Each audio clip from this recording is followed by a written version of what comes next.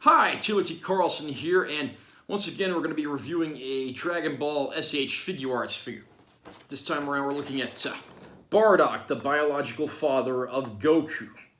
A character I've definitely wanted to get my hands on in this figure collection for a while. I actually found this at the Brad's Toys store here in Vegas in the outlet mall. So we're going to do an unboxing of this. I'll show off Bardock and I'll give my opinion on the figure. Here's the close-up of the box, very impressive looking. Side of the box, other side of the box, top, bottom. Here's the back of the package that shows off the figure and the character a little more. And we will go ahead and crack him open now.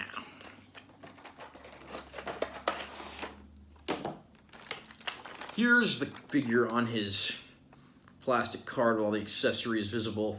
Let's see what we got here.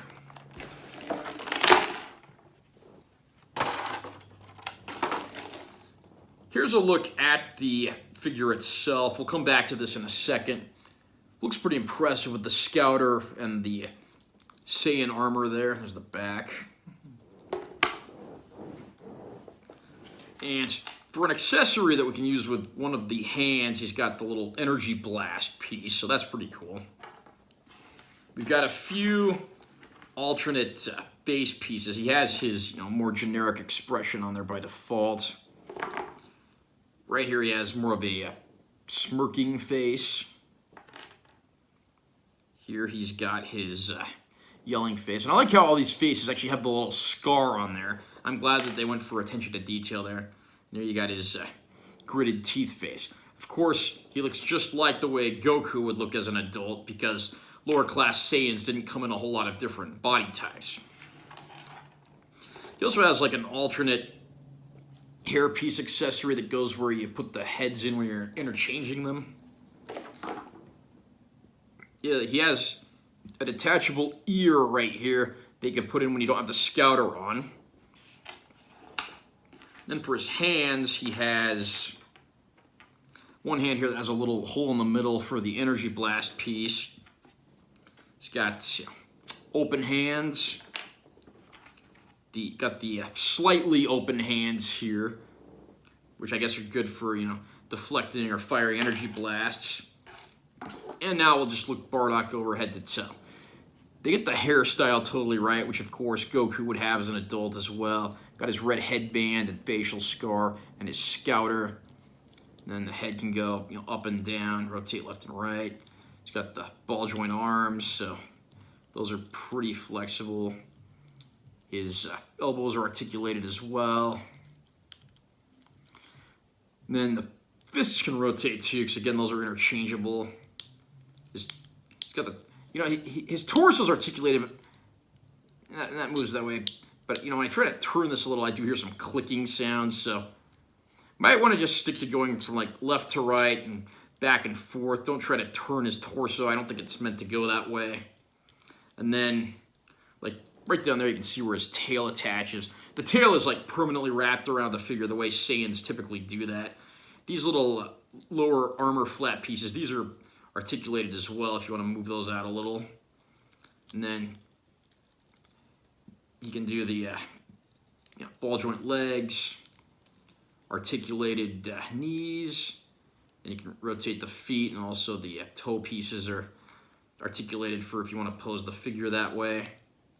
Took a little effort to get that one to move. I probably literally never moved it before. So we've got him here, and we got his Scouter there, so why don't we try taking out the Scouter and putting in the earpiece? One thing you'll quickly notice is this becomes a bigger pain than it needs to be. I took off his front hair piece so we can try to do this a little easier. And then I managed to get that out. Now we got to put the earpiece back in. And getting the earpiece and the Scouter in there proved to be a real pain because there's actually two separate places where both of them have to hook in.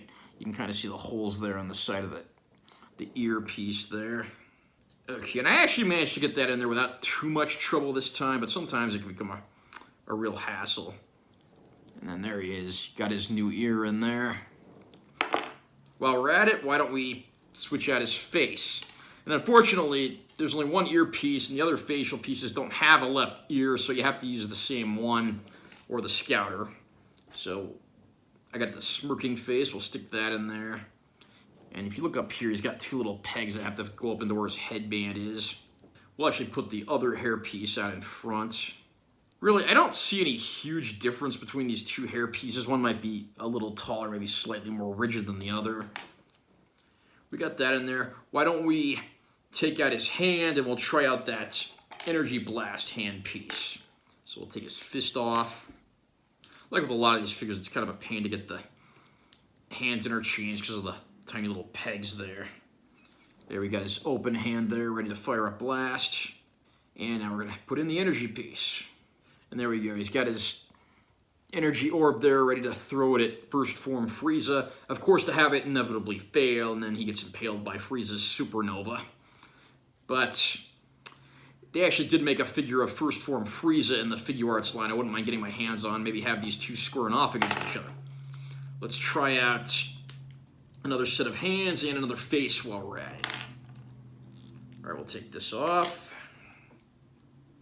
We'll do his gritted teeth face now and grab another set of hands.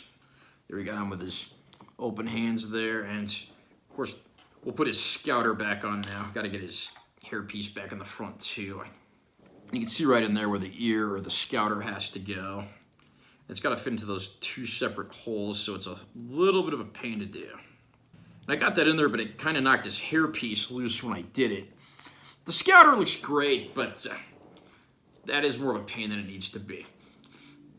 Now, overall, I think this Bardock figure is a very impressive looking figure, but having to remove the headpiece and like stick those facial pieces up there, and then having to interchange the ear and the Scouter, it's really more of a pain than it needs to be. Personally, I wish they'd just put a little hole in his head with a little Scouter with a peg you could just slide in and out of there. I understand they want the figure to look seamlessly, but in this case, I think they would have been better off just having a tiny hole and a detachable Scouter. That said, though, Bardock's not a bad figure, and I am glad that I added him to my collection.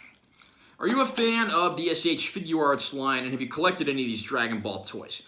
Comment down below and let me know what you think. Also, remember to subscribe to my channel for more content, because I'm always posting new videos. And make sure you give this one a like if you found it helpful. I'm Taylor T. Carlson. See you next time.